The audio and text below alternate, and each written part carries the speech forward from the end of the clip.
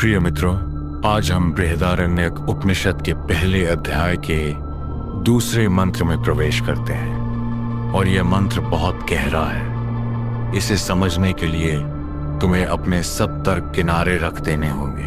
तर्क से यहाँ कुछ नहीं होगा।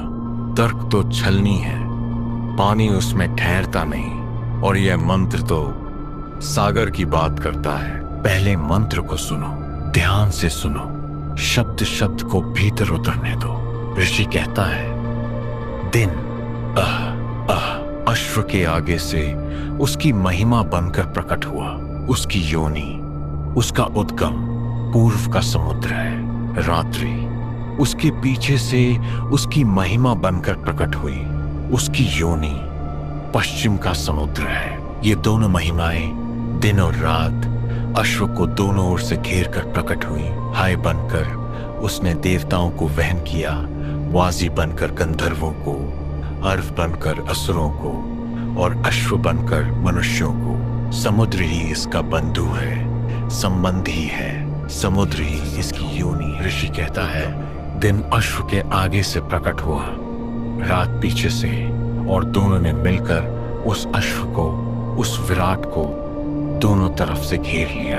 ये बात बहुत अद्भुत है। पहले मंत्र में हमने देखा कि अश्व यानी यह समग्र ब्रह्मांड प्रजापति का विराट पुरुष का शरीर है। अब इस दूसरे मंत्र में ऋषि कहता है कि इस विराट अश्व को समय ने घेर रखा है।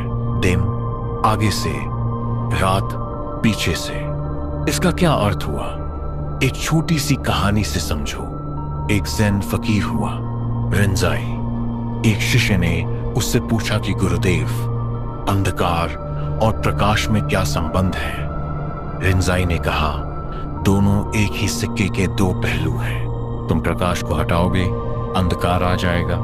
अंधकार हटाओगे, प्रकाश आ जाएगा। लेकिन सिक्का एक ही है। शिष्य ने पूछा, वह सिक्का क्या है?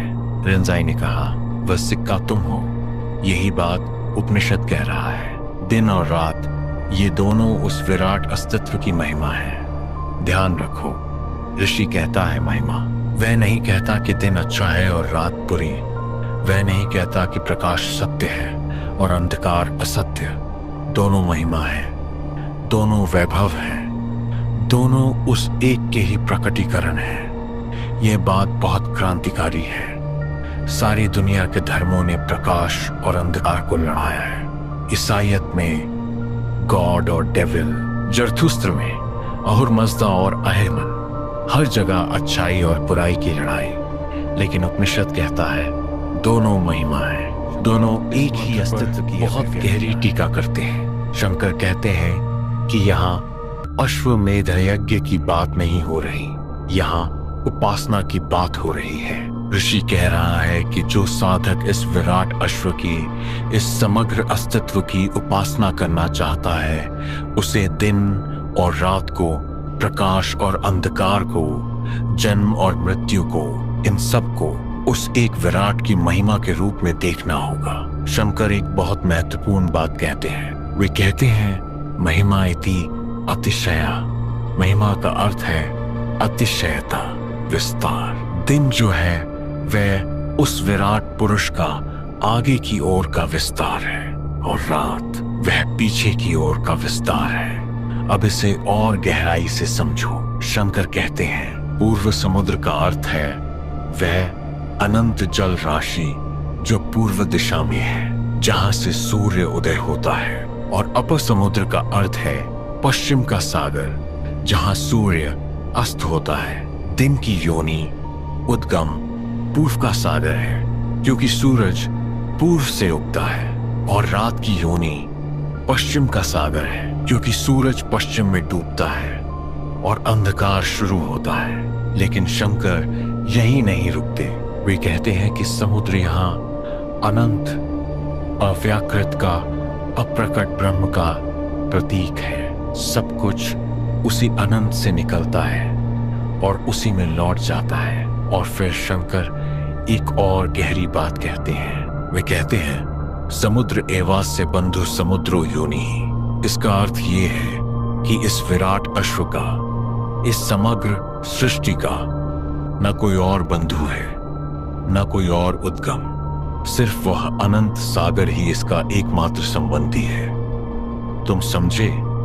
शंकर कह रहे हैं कि इस अस्तित्व का कोई दूसरा नहीं है, इसका कोई बाहरी सहारा नहीं है। यह अपने आप में पूर्ण है। जैसे सागर की लहर, उसका बंधु भी सागर है और उसकी योनि सागर है। लहर कहीं और से नहीं आती, सागर से आती है, और कहीं और नहीं जाती, सागर में लौट जाती है। इसे आधुनिक विज्ञान की आंखों से भी देखें। रिचर्ड फाइनमैन एक बहुत प्यारी बात कहते थे।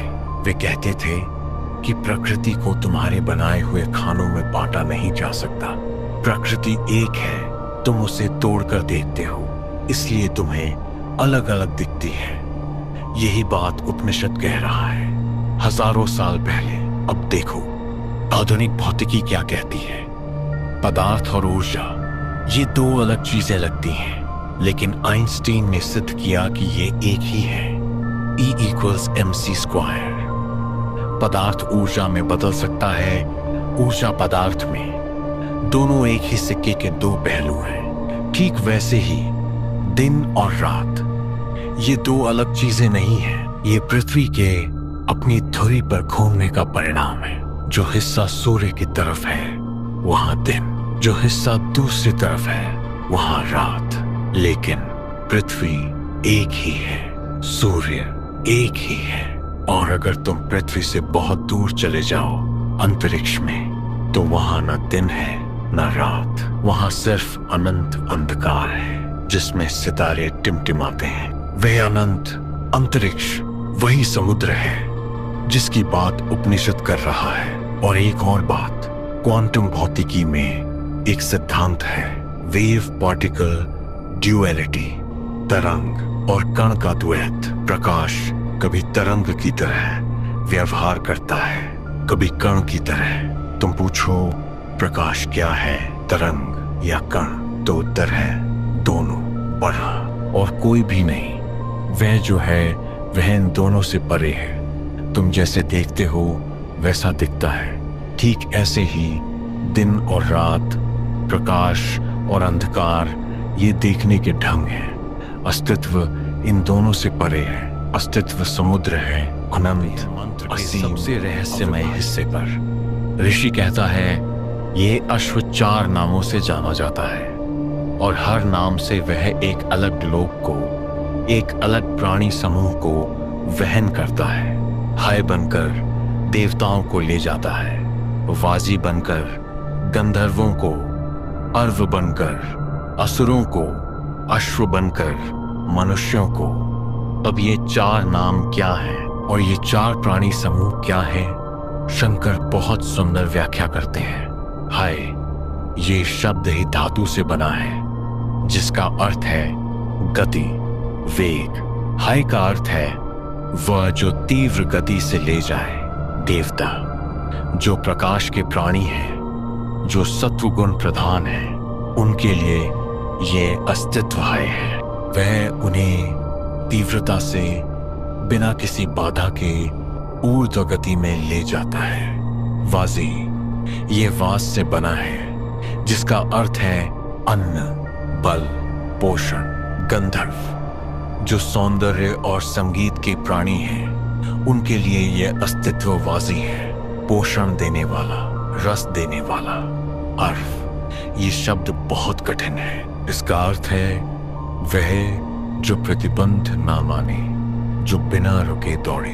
असुर जो शक्ति और बल में विश्वास करते हैं, जो तमोगुण प्रधान है, उनके लिए यह अस्तित्व अर्व है, अदम्य, अनियंत्रित।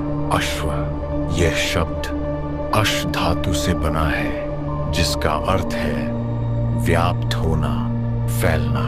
मनुष्य जो खोज रहा है, जो फैलना चाहता है, जो जानना चाहता है, उसके लिए यह अस्तित्व अश्व है, व्यापक, सर्वव्यापी।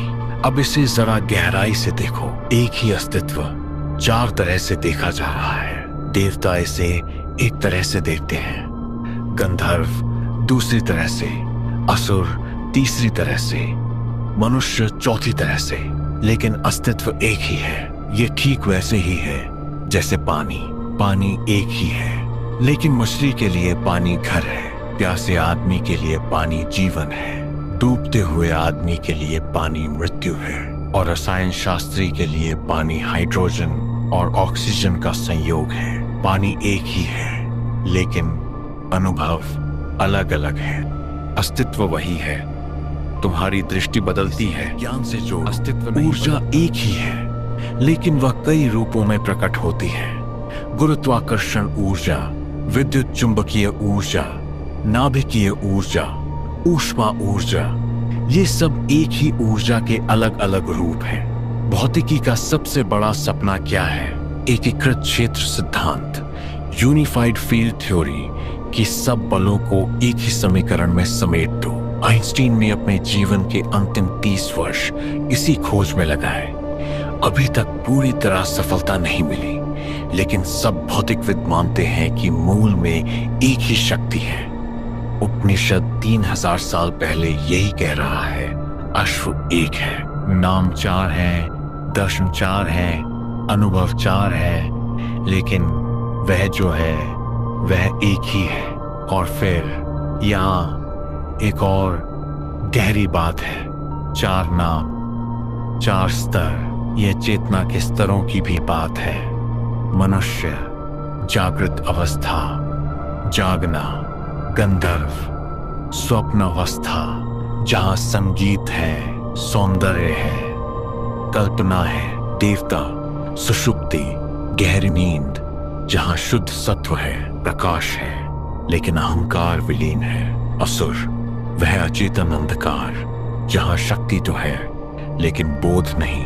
और ये चारों अवस्थाएं तुम्हारे भीतर हैं। देवता कहीं स्वर्ग में नहीं बैठे, असुर कहीं पाताल में नहीं, ये तुम्हारी चेतना के आयाम हैं। जब तुम प्रेम में होते हो तुम गंधर्व हो, जब तुम क्रोध में होते हो तुम असुर हो, जब तुम ध्यान में होते हो तुम देवता हो, और जब तुम सांसारिक जीवन जी रहे होते हो तुम मनुष्य हो। लेकिन इन चारों को वहन करने वाला वह अश्व, वह एक ही है, वही तुम्हारा वास्तविक विस्फोटक बात कहता है। समुद्र एवास्य बंधु समुद्रो योनि, समुद्र ही इसका बंधु है, समुद्र ही इसकी योनि है। यह वाक्य बहुत छोटा है, लेकिन इसमें सारा वेदांत समाया हुआ है। एक कहानी सुनो। एक बार एक छोटी लहर सागर में उठी। वह बहुत खुश थी, ऊंची थी, सुंदर थी, धूप में चमक रही थी। फिर उसने देखा कि आगे की लहरें किनारे से टकराकर बिखर रही हैं। वह डर गई। उसने दूसरी लहर से कहा, देखो कितना भयानक है, हम सब नष्ट हो जाएंगे। दूसरी लहर ने हंसकर कहा, तू डर मत, तू लहर नहीं है, तू सागर है। लहर तो बस एक रूप है, एक क्षण भर का आकार। तेरा असली स्वरूप सागर है, और सागर कभी नष्ट नहीं होता। यही उपनिषद कह रहा है। तुम जो हो, ये शरीर, ये मन, ये अहंकार, ये व्यक्तित्व, ये सब लहरें हैं। ये आएंगी और जाएंगी। दिन आएगा, रात आएगी, जन्म होगा, मृत्यु होगी, लेकिन वह समुद्र, वह अनंत, वह कभी नहीं बदलता। और ऋषि कहता है, समुद्र तुम्हारा बंधु है। बंधु का अर्थ है सबसे करीबी संबंधी। तुम्हारा सबसे करीबी संबंधी कौन है? तुम्हारा शरीर नहीं, वह तो बदलता रहता है। तुम्हारा मन नहीं, वह तो प्रतिपल बदलता है। तुम्हारा सबसे करीबी संबंधी वह अनंत है, जिससे तुम उठे हो और जिसमें तुम लौट जाओगे। वह ब्रह्म तुम्हारा बंधु है। और समुद्र तुम्हारी योनि है, तुम्हारा उद्गम है। तुम कहां से आए हो? उसी अनंत से। और कहां जाओगे? उसी अनंत में। शंकर यहाँ एक बहुत सूक्ष्म बात कहते हैं। वे कहते हैं, जिस प्रकार समुद्र में लहरें उठती हैं और लीन हो जाती हैं, उसी प्रकार इस ब्रह्म से, इस अनंत चैतन्य सागर से सारा जगत उठता है और लीन हो जाता है। दिन और रात ये उसकी लहरें हैं। देवता, गंधर्व, असुर, मनुष्य, ये सब उसकी लहरें हैं। लेकिन सागर अचल है। इसी सागर की खोज कर रहा है। भौतिकी में एक अवधारणा है, क्वांटम वैक्यूम, क्वांटम शून्य। ये खाली जगह नहीं है, ये ऊर्जा का एक अनंत सागर है। इसमें से कण पैदा होते हैं और विलीन हो जाते हैं हर क्षण, अरबों खरबों बार। इसे ऐसे समझो, तुम एक बिल्कुल खाली कमरे की कल्पना करो। कोई हवा नहीं, कोई अणु नहीं, कोई विकिरण नहीं, पूर्ण शून्य।